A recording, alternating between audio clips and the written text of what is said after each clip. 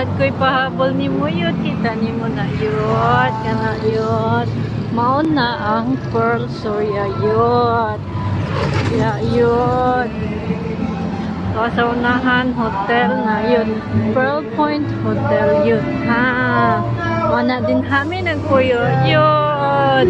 Sa Pearl Point Condominium yun. Tanawa yun.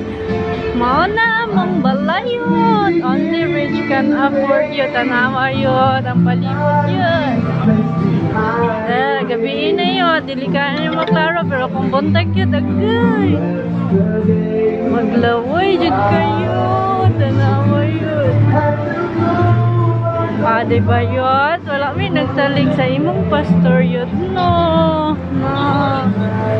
Maayo pa mi yun. Wala may nagsalig sa pastor yun para lang makabalay yun.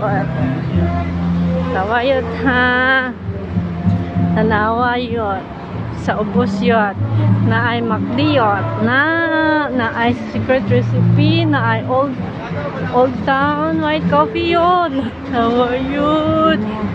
Tuki mo. Ayaw ba yun? Nawa yun ha. Palibot yun. Gabi na na yun. Di kaya klaro yun.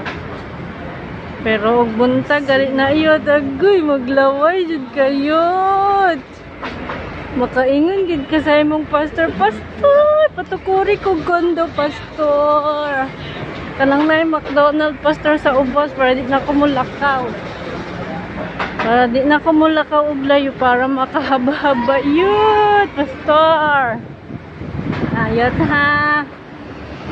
Ayot ang ubos yun kay Pearl Shopping Gallery yun na. Di kami nag-grocery yun. Awa ba yun? So, na Pearl Point Shopping Mall mo na yun. Di kami nag-grocery yun. Dili namin mulakaw og layo bayad para lang mag-shopping.